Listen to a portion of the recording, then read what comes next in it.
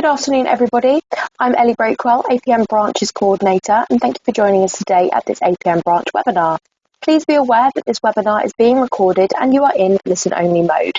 There will be some interactive elements to today's webinar, so please have your phone or another web browser ready and go to menti.com and use the code 19183688.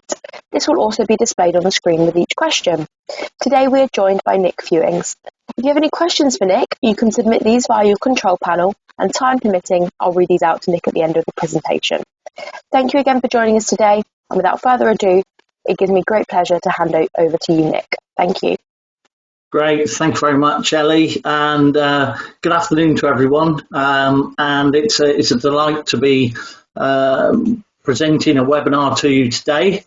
And I'm just going to get the webinar up and turn off my webcam, because then you can concentrate on the webinar itself and the contents of it. And hopefully you can see on the screen, I've entitled today's webinar, The Who and the How of Achieving High Performance Teamwork. And throughout the session, I'm going to share with you some hints and tips based on my knowledge and based on my experience. So without further ado, let's crack on with the session. So first of all, for those of you who may use LinkedIn, or some of you may be connected with me on LinkedIn, I call myself a teamologist. So that's a person who studies the dynamics of teamwork. And I've been doing this for 20 years. And I use this knowledge and experience then when I work with teams to help them become even more effective and achieve greater success. So that's why you'll see on LinkedIn, if you're there, the word teamologist after my name. So for those who don't know me, a little bit of background before we get into the session. I'm a behavioural psychologist, so I first got accredited when I used to work for Barclays Bank, which was over 25 years ago. I've worked with many of the well-known named brands, both in the UK and also abroad, globally. And when I'm not working with teams, the other thing I do is speak at conferences, all about teamwork. And I've been blessed to have spoken at over 500 conferences during the last 25 odd years. And they've stretched from as far as Bali, right across to North America and the United States. When I'm not working with teams or speaking at conferences, one of the other things I did was created a model called Team Dynamics that helps teams to measure how effective their teamwork is. And as part of the webinar today, I was sharing parts of that model with you. And last but not least, just over 2 years ago, for those of you in the UK, as you know, we all went into our first lockdown in March 2020. And of course, nobody wanted a conference speaker, and nobody was able to undertake team development work, especially face-to-face. Eventually, I did team development work via Zoom and Teams. However, initially, all that completely stopped. So it was at that point that I said to my wife, I can't just sit here twiddling my thumbs. So I undertook the project of writing a book based on my experience. And it was a book that had been asked for many, many years after I've done team development work or spoken at a conference. A lot of the times, individuals would come up and say, have you written a book? And I just didn't have the time. So in March 22, so a few months back now, I published Team Lead Succeed, which immediately became an Amazon bestseller and has been positively received by both team members and also team leaders. And the audience that I wrote it for was right across the spectrum. So operational, project management, project teams, and also leadership teams. And not just for those leaders in teams, it was also for team members to understand more about their teamwork. So what am I going to cover in today's session? Well, I'm going to cover some extracts from the book. We're going to first of all look at exploring KPIs, key performance indicators, and teamwork. Then look at the importance of knowing who is in your team. Then understanding the value of knowing how effective your teamwork is. And finally, I'm going to provide you learning and food for thought and ideas that you can apply almost immediately within the teams that you belong to. So, first of all, question for you, using Mentimeter. So this is the first question that I'd like you to answer. What percentage of teams achieve high performance? So what percentage of teams do you think achieve high performance? 50%, 30%, or 10%? Okay, there's some great responses coming in already, and just one person, 50%, and 30 and 10% are about neck and neck at the moment. I'll give you a few more moments to put your thoughts in using Mentimeter, because we've got over 160 people on the webinar today. Okay, so we're getting up just under half of you have responded on Mentimeter. That's great. Let's leave it at that, Ellie. So if I can come back to my screen. So the majority of people there said 30%. So let's have a look at what the results of this were. Okay, and this is based on data that I've gathered over the last 6 years from those teams that have used the model that I've created, Team Dynamics, and those results suggest that 10% of teams are high performing. So well done to those of you that spotted that correctly and said 10%, which was quite a number of you. Then 50% of teams are average, they're okay, working not too badly. But frighteningly, that leaves 40% that are either dysfunctional or, if you want to use another word, challenged, which is for me quite frightening statistics. And I wanted to get underneath this and understand, what was going on, why only 10% of teams were achieving high performance. And I started looking at KPIs, key performance indicators. And another question for you on Mentimeter, I'd just like to understand, what are the key performance indicators do you measure in your teams? So a free choice question using Mentimeter. So please pop in your thoughts. What KPIs do you measure in your teams?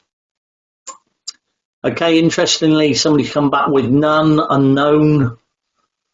Customer project satisfaction, not sure we do, we don't, none. Milestones, tasks achieved, great.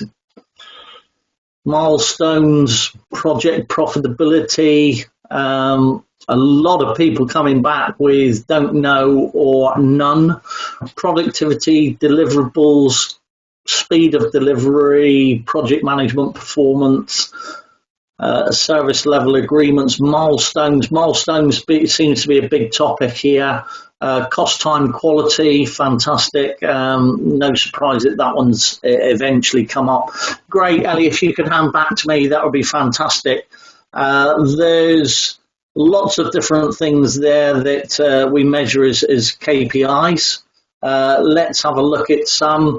This may be sort of familiar with you. Key performance indicators relating to project teams, and quite often based on project methodology, those key performance indicators look at three different things. They look at time, so timeline for how long you've got to available to implement the project. It also looks at costs, so the budget that you've got available to you, and obviously the quality of the end result, the service or the product that your project is going to deliver. And we saw some of those things coming out in the Mentimeter results just earlier on.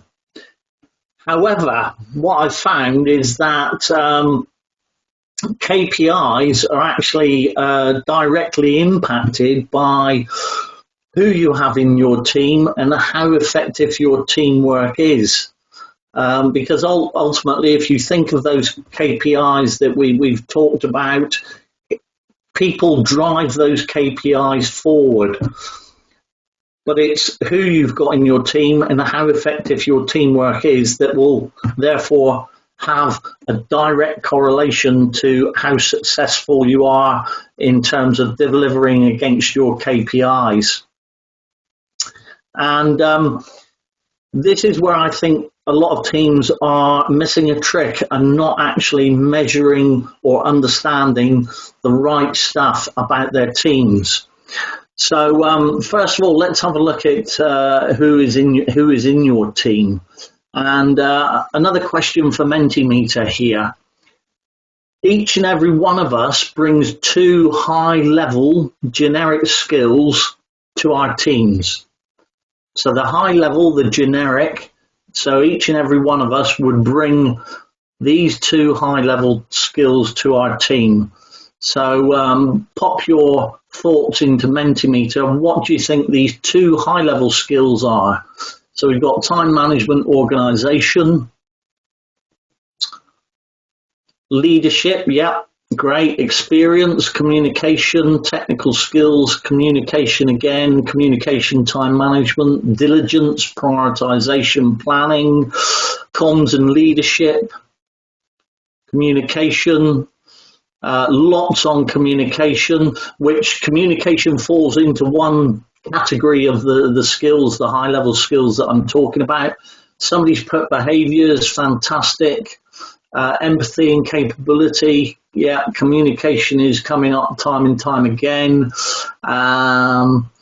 Okay, just think about, we've got a lot around one generic set of skills. There's what skill sets do you bring in terms of being members of APM?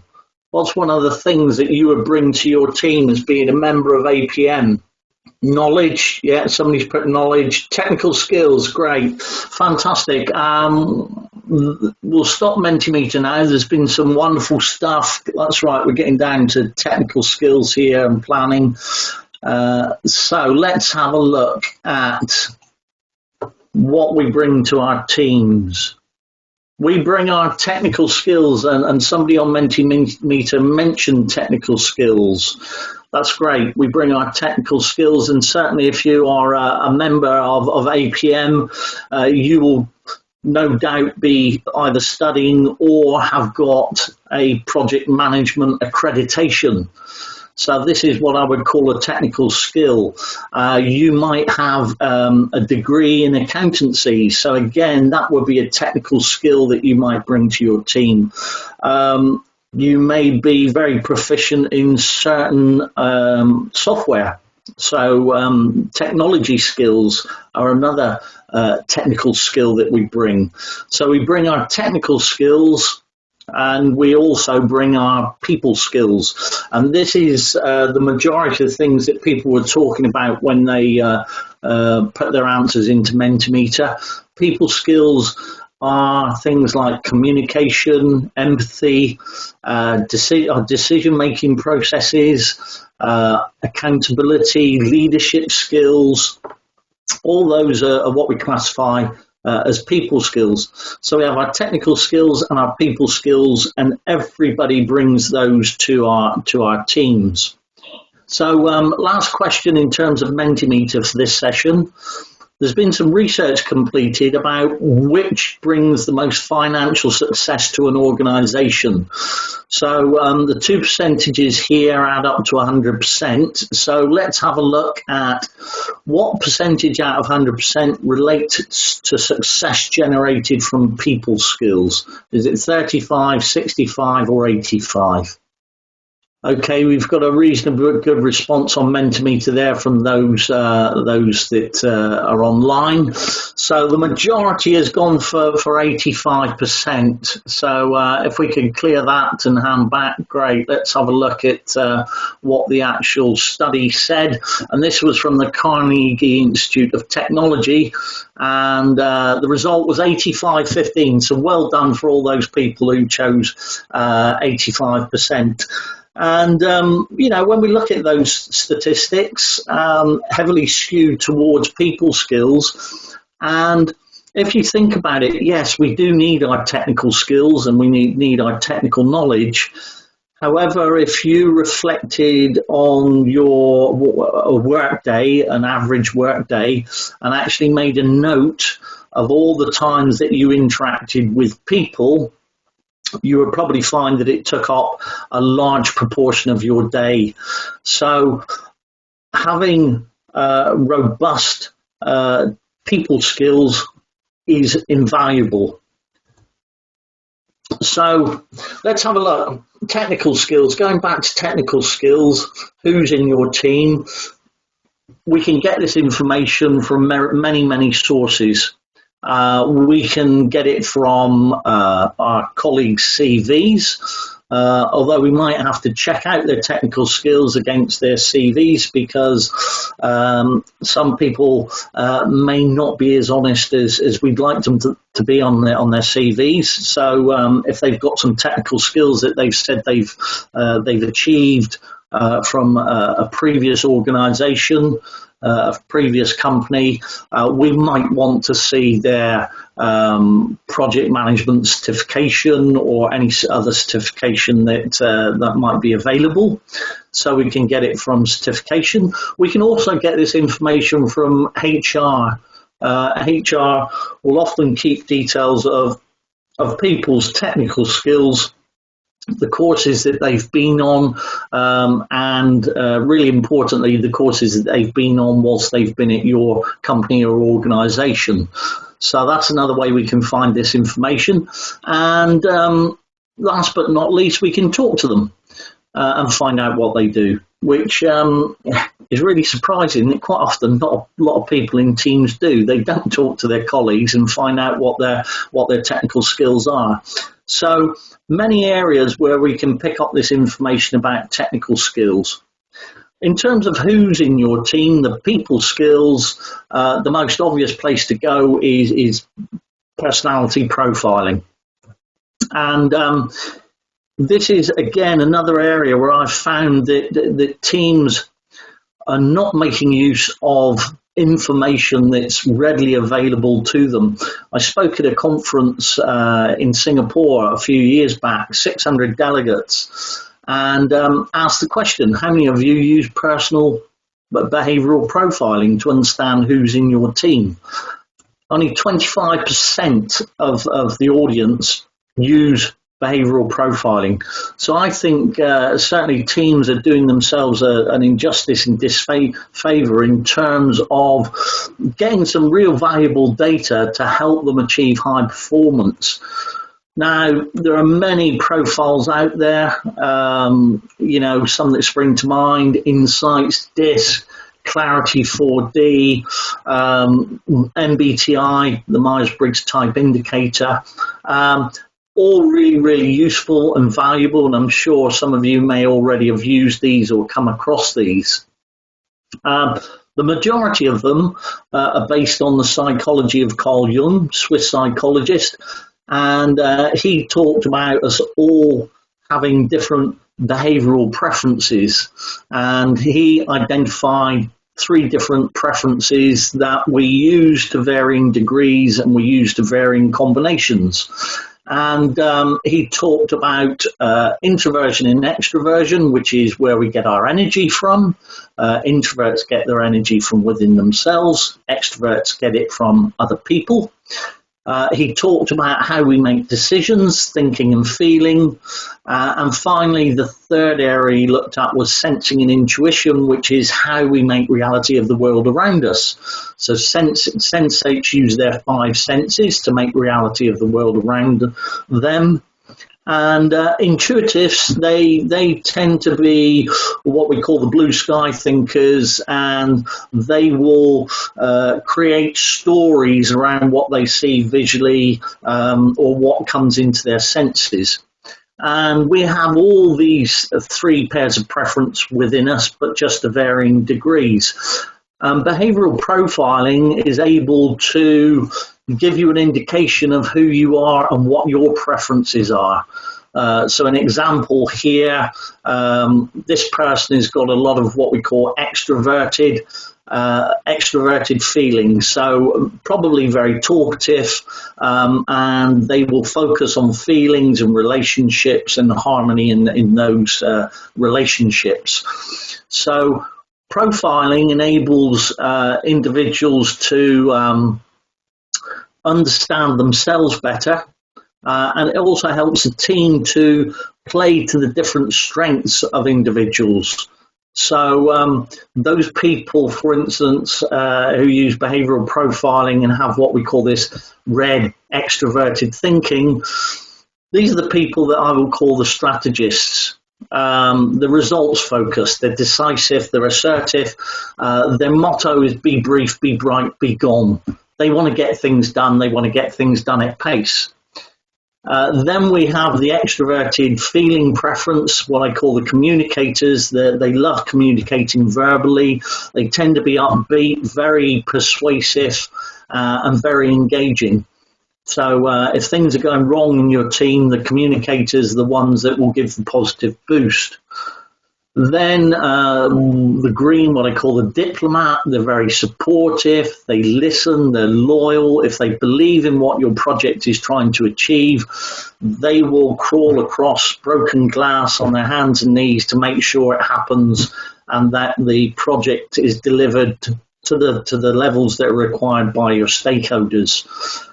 And then last but not least is the blue, which is what I call the expert. And these people are fantastic. They're great planners. They love the Excel spreadsheets. They write out the plans, the milestones. They gather data. They gather facts and information, and they're really good at analysing things. So again, a lovely skill set that is invaluable to any team, whether it be a leadership team, an operational team, or indeed a project team. So profiling works on 2 levels. It's very, very good for the individual themselves because it gives you some wonderful information about yourself, what your strengths are, quite often what your challenges are as well. It looks at communication. Most profiling tools will have pages about communication and things to do and not to do when you're interacting with that individual. And also it gives some lovely insights into what different people bring to a team. So whether you're a leader or a team member, the beauty of profiling is it gives you this great rich amount of data and information about who else is in your team from a behavioral skills perspective. Here's an example on screen, and immediately you can see that there is not much of this introverted thinking, this blue energy, which may cause this team problems. They may not spot risks, they may not be great planners, because they haven't got somebody who's really focused on that planning area. And there's a lot of extroverted energy, the red, yellow, so it may be that this team will move forward very, very quickly without reflecting about what they've done in the past. So profiling is a wonderful tool to enable you to understand who's in your team and also play to their strengths.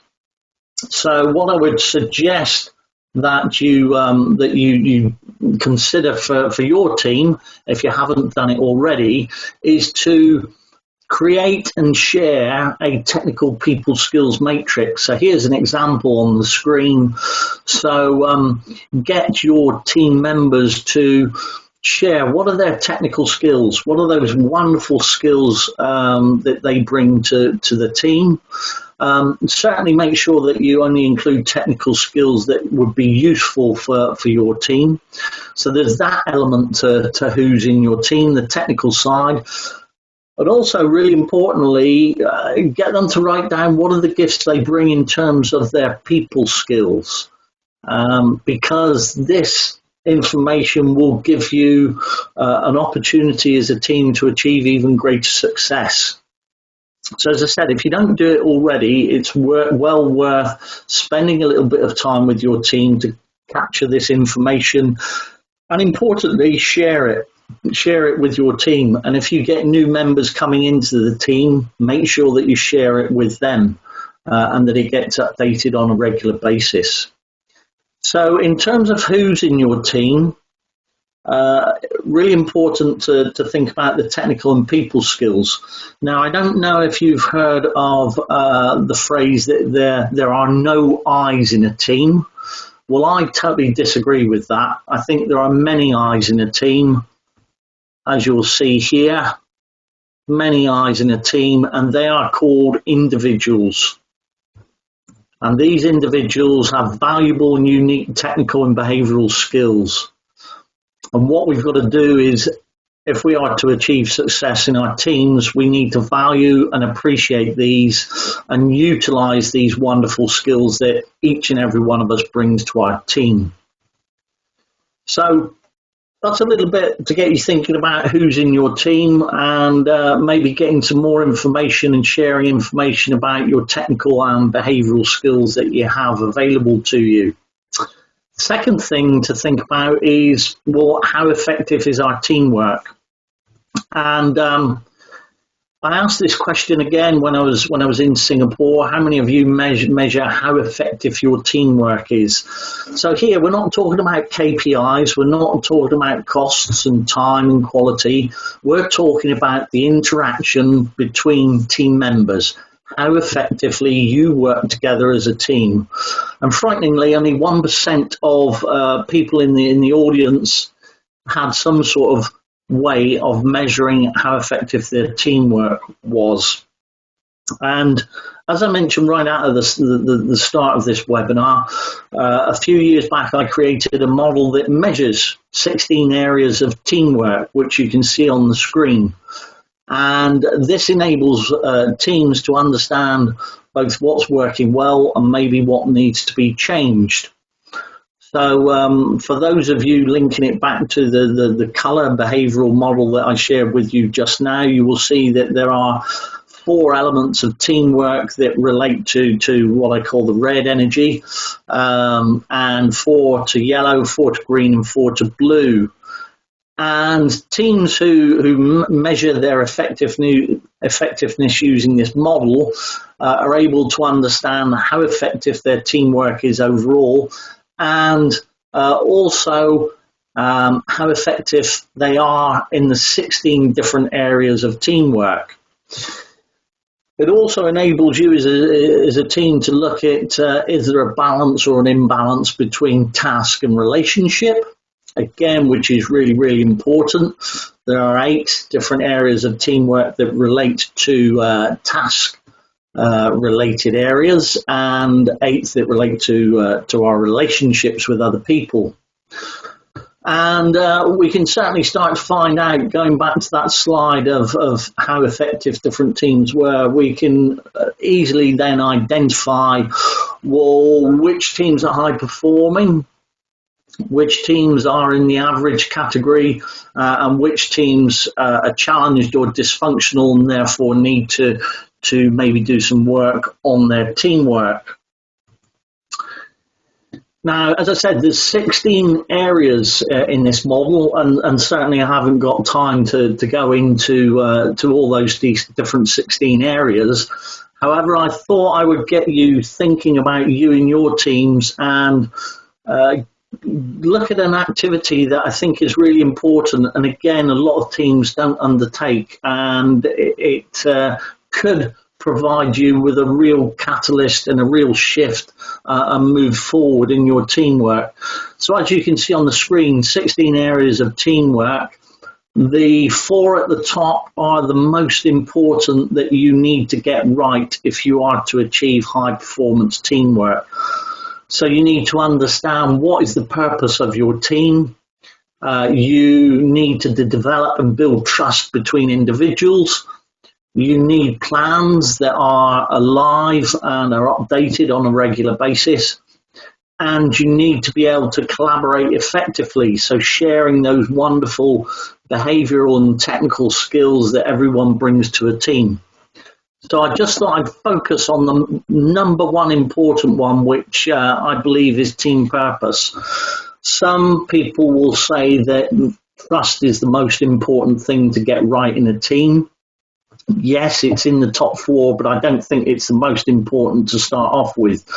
And if you think back to yourselves and when you've decided that you want to apply for a job role, you actually apply for the job role based on the objectives and the responsibilities of that job role. And does it appeal to you? Does it motivate you? And that's why you're going to go for that job. You don't go for a job because you're sat there thinking, will I trust the other people on the team? That comes as secondary. So its purpose is why you do things initially. So team purpose is the understanding of what the team exists to do, what that enables, and also the benefits that it delivers. And frighteningly, based on my research, 4 out of 10 team members say that their team purpose and team objectives are not known, which I think is absolutely frightening, because it means that if you're in a team of 10, it's likely that 4 people don't understand what your team's there to achieve, and therefore will go off and do their own thing and could waste a lot of time, money and effort. So when I work with teams, one of the first things I do is get them to create a team purpose statement. And the team purpose statement has 3 elements. What does our team do? What does this enable? And what are the benefits? Very, very straightforward, not complicated at all. What you come up with should be motivational. It should take you 1 minute to share with somebody else. You shouldn't use jargon in it, especially if you're going to share it with other people outside of your team or your organization, and therefore it should be understandable. So those are the 3 elements of the team purpose statement, and I'll share a brief story with you. I was working with a team in finance, and this was eventually what they told me was their purpose. To produce monthly accounts that are as accurate as possible as quickly after month end. And they were known by everybody in their organization disparagingly as the bean counters. They had a very low self-esteem, and so did other parts of the organization. So we set about creating a team purpose statement which included these 3 elements. And this is what they came up with. The finance team exists to ensure the timely delivery of value-adding financial data and information to our global business units, which enables them to make informed investment decisions. And that results in tangible benefits to our customers, staff, and organization.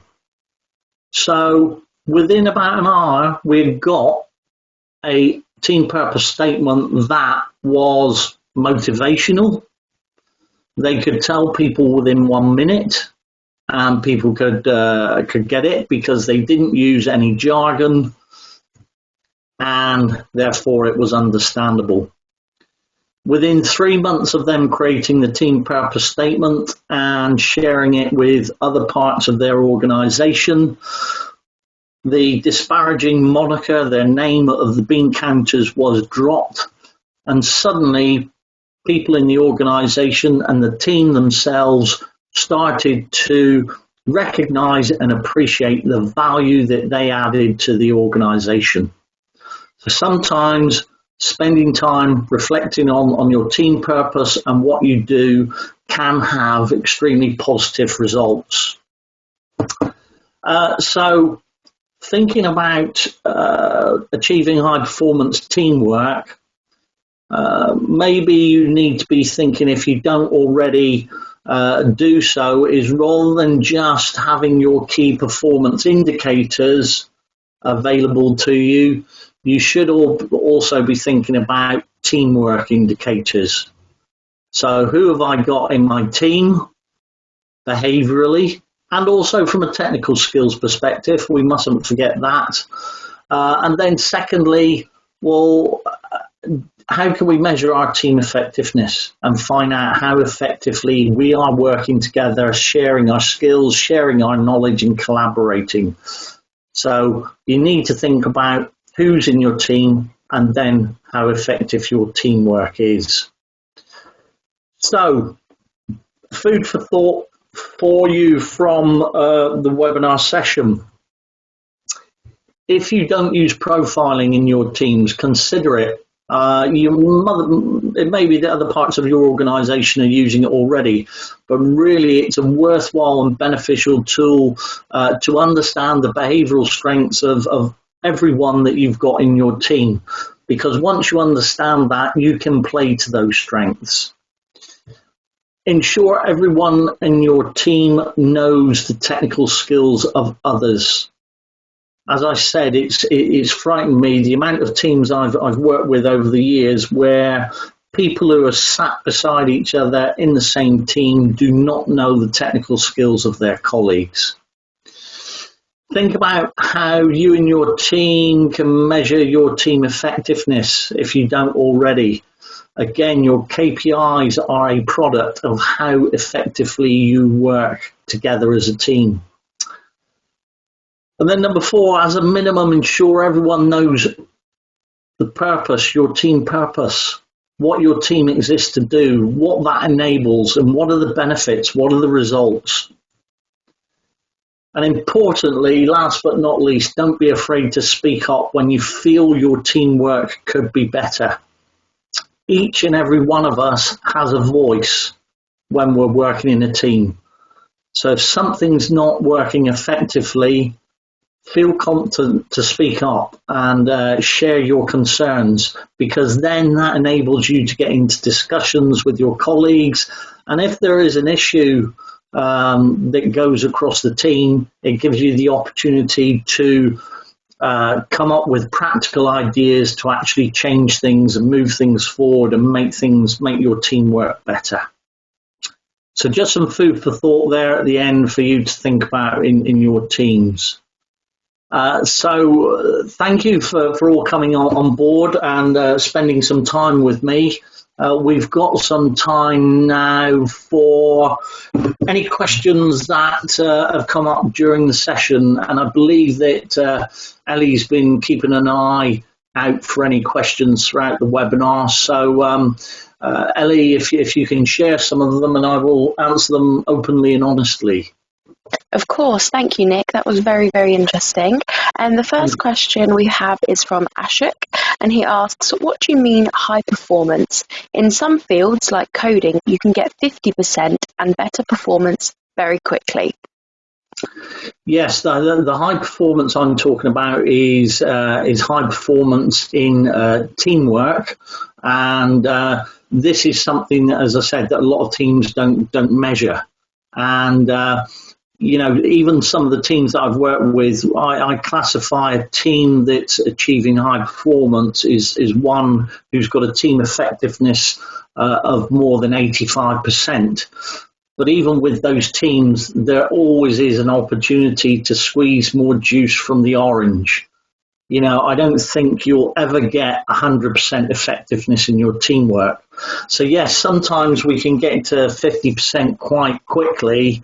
However, it's the additional 50% that you're trying to move up the scale to make sure that you are as effective as possible and utilising the skills that you've got within the team to maximum effect.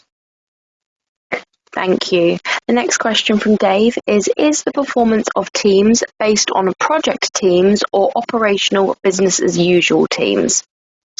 And depending on that answer, what is the split between business as usual and project teams?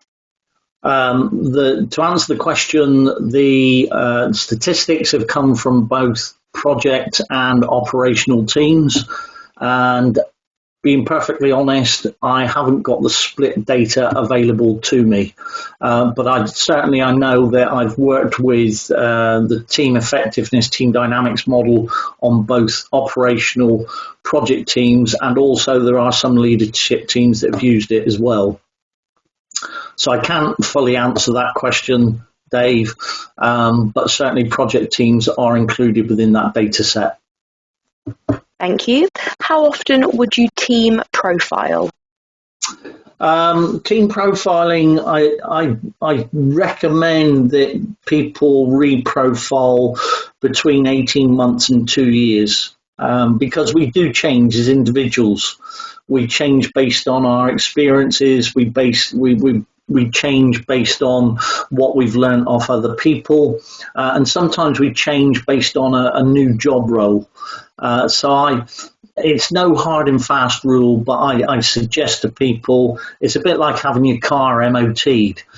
So I usually suggest to people 18 months to 24 months is the time that you should reread your profile if you're not using it on a regular basis, and if it's not starting to not ring true, then it's worthwhile getting refreshed.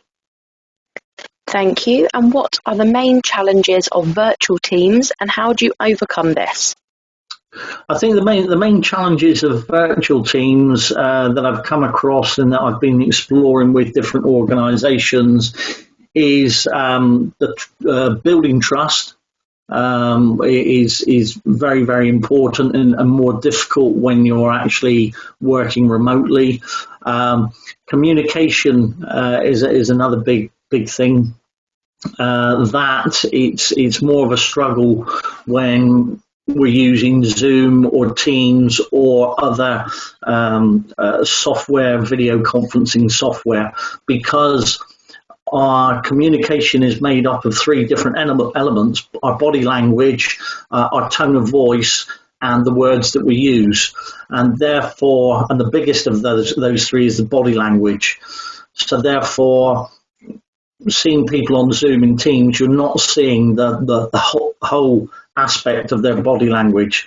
So those have been the biggest areas I've heard come up on a number of occasions with teams. It's the communication and it's the building trust, and therefore those need to be discussed within teams to again come up with solutions, come up with ideas that are practical that you can employ. I don't say you need to do X, Y, and Z because I don't know the culture, the environment, or the organisation that your team works for. But if you focus on communication and trust and bring those up as topics to discuss, if they're not working well in virtual teams, then we can start to come up with ideas to overcome any challenges. Thank you. Can you recommend any free available profiling tools? I wouldn't do so. It's and again, that's why I shared different profiling tools on the webinar. I don't. It's not professionally right of me to do so. There are free profiling tools. If you search on the internet, if you do a Google search, all I would say is that you get what you pay for. So some I've seen are very generic. Some I've seen that are free and not worth the paper they're written on. They're if you want to really double check that you're getting value for your money and your investment, the British Psychological Society has a list of different profiling tools, and they do an overview and a synopsis of which ones they accredit as being good ones. So it's you get what you pay for. If you want to go on the internet and get free ones, then there is a caveat. Just watch out. Thank you. What do you believe is the leading cause of a dysfunctional team? The leading cause of a dysfunctional team, it can vary. I've worked with many teams looking at their team effectiveness, and it can be any area whatsoever. I was working with a team the other day where accountability was the big cause of concern, because the team members weren't holding up their hands and being accountable for different parts of their job and their responsibilities. So I've seen many things in different areas go horribly wrong. Trust quite often is one that comes up. Communication. One of the big ones that I mentioned, purpose. People not understanding what the team exists to do and what we're here to achieve. So there tends not to be one specifically that comes up time and time again. It just depends on the team and the circumstances that they're working under. Thank you. How important is it to monitor a team's performance and motivation over time? Some team members can be high achievers today, then average achievers tomorrow due to a change in their circumstances. Yeah, I think there's two elements to that. I think as a leader, you've got to regularly check in on a one-to-one basis. So doing performance appraisals on a regular basis, as a minimum once a quarter. Personally, I think it should be less time than that. And therefore, you hopefully can nip any performance issues in the bud, or you can have discussions and find out what's going on with that individual, and therefore start to come up with ideas to agree, well, what's the best way moving forward. So I think there's the individual perspective of performance, and certainly with teams that I've worked with that measure their effectiveness using team dynamics, I'd recommend that they remeasure every 6 months to look at what changes they've implemented, what's the impact on their team effectiveness, and therefore if you remeasure, you can see the distance moved during that interim period, and if any things have become better, but equally are there any other things that have become a little bit worse. So individually, I would recommend checking in with people on at least a 2-month basis, and with teamwork itself, I would say once every 6 months. Thank you. Are there any interactive in-team exercises that you can recommend to build a team purpose statement?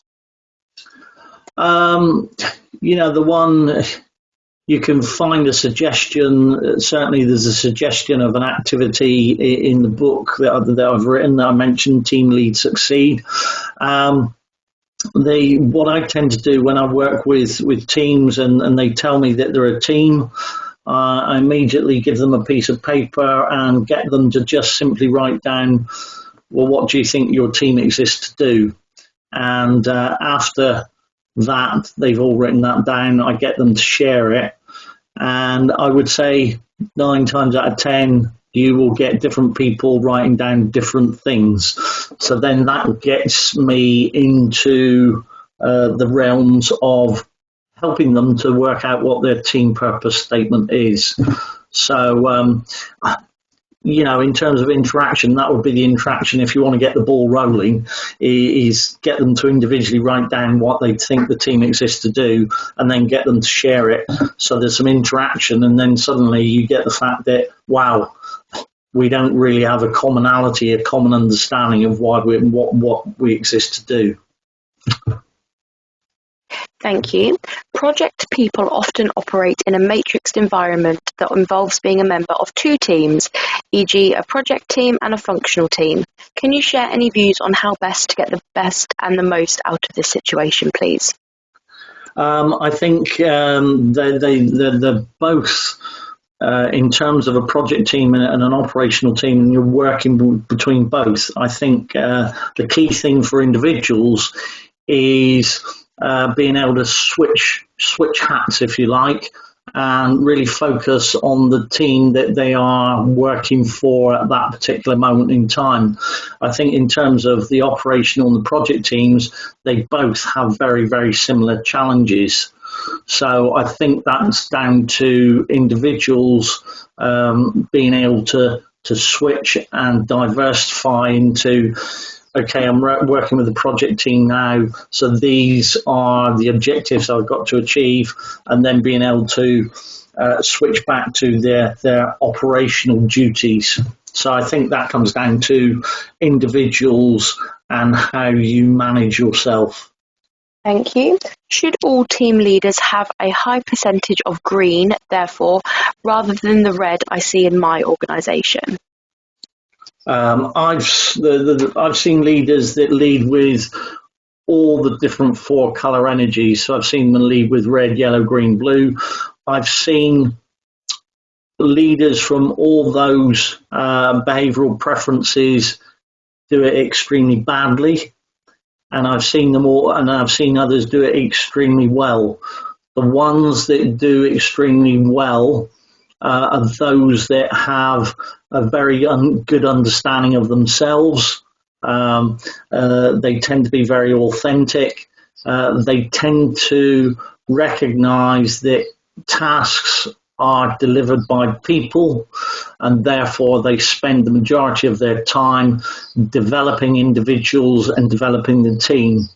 In my book, there's a chapter 21 is all about leadership, and in there I've got the comments and thoughts and observations of 11 different leaders that I've worked with, who their team members and organisations have recognised as being exemplary leaders. So certainly there's a chapter there that will give you an understanding of those different leaders and their different styles, but you will pick up a theme that they all focus on their people, because they recognise that those team members are going to be the ones that bring home the results. Thank you. Do you think it's possible to have a high-performing team with a fully part-time remote work mode?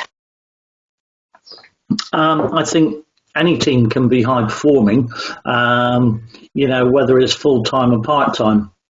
I think the key thing is that teams that are high-performing teams, they work on their teamwork.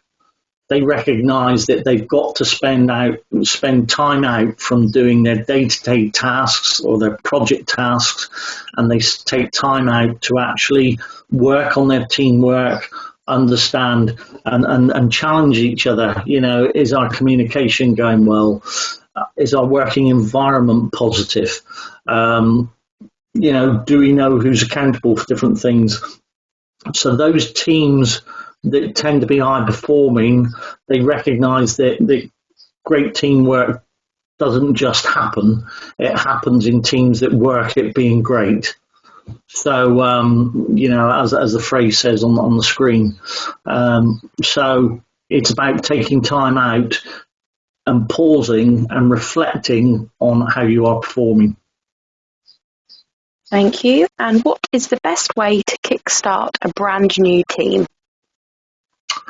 The best way to kickstart a brand new team is get them out of the office, create your team purpose statement. The leader should be saying that these are our objectives, these are the responsibilities, this is what we've got to deliver. So let's create a team purpose statement. And then secondly, let's start finding out about each other. Let's start finding out about each other behaviourally from a technical skills perspective, and also developing what I call appreciative trust. So finding out about individuals, what are they like outside of the work? What do they do? What are their hobbies? What are their passions? What are they trying to achieve in their lives? So certainly, I think for me, the two key things is get your team off-site wherever it is. It could even be just a coffee shop, but get them out of the normal working environment, because that tends to help. Make sure you create your team purpose statement based on your objectives, and then start to find out about individuals, who they are, what motivates them. So getting under that appreciative trust, because that's the key thing about trust when you're moving forward. There's two types of trust. There's operational trust. I trust you not to steal the computer. I trust you not to take all the stationery. I trust you to write down your overtime hours correctly. So that's what I call operational trust. But the one that really helps is appreciative trust. I trust you and appreciate you for being who you are. So that's the two things that I would do. Thank you. And what are the big barriers to effective teamwork? Probably the biggest barriers to effective teamwork are, as we said, hybrid teams, or virtual teams, working in remote sites. That does cause its issues where you're not in the same environment as other people. So I think that's the biggest one. The second one is leaders who don't value and appreciate their team members, and therefore leaders who their way is the only way, and therefore they expect people to do things rather than to listen to their views and their ideas. So those leaders that think they know all the answers, I think that's another big area where teams have barriers. And thirdly, teams that actually don't stop and just reflect on what they're doing and just take time out to say, what's working well? Let's keep making sure that we do that. But importantly, is there anything that's not working well that we can actually make changes to in a positive way? Thank you. And just a couple more questions. One is that there is a colloquial saying that it's normally 20% of the people that do 80% of the work. Have you got any thoughts on this? Certainly, it's an interesting phrase. The 80-20 rule is used in many different areas. Certainly, if it's 20% of people that do 80% of the work as a leader, I would be extremely concerned. Ultimately, if you're going to achieve your goals, it's all about teamwork. And therefore, if I was leading a team where it was 20% of the people doing 80% of the work, that would be ringing alarm bells for me, and I would be looking to raise that with the team to see what was happening. Thank you. And the last question for today is, I work on multiple projects delivering science-enabling engineering projects, and I can't see the scientists and engineers going through an exercise of identifying personality types, but I do feel that these teams would benefit from increased team spirit. Any recommendations? It's interesting. There are particular behavioural types, and you've talked about some engineers, IT, that again based on the behavioural preferences, sometimes can be quite sceptical about behavioural profiling. I think it's a case of, in those situations, selling the benefits in a way that meets their needs and gives them the understanding. So certainly, if it was me and there was some reticence and I knew that that reticence was coming from a particular behavioural group of people, I would communicate the benefits in a different way. So ultimately, we're talking about those people that have a lot of blue energy. So therefore, I would be giving them the facts, the data, the information, what are the benefits, because those sort of things will then resonate with them and get them to understand this could be a beneficial activity to undertake. Thank you, Nick, and thank you everybody for all your questions today. That does bring us to 1:30, so we'll close out now. Thank you all for joining us, and we hope you found this webinar very insightful. Thank you, and go onto the website to book onto our next webinars, and also check out our face-to-face events, as we're going back to face-to-face branch events too. Have a lovely rest of your day, everyone, and take care. Bye-bye.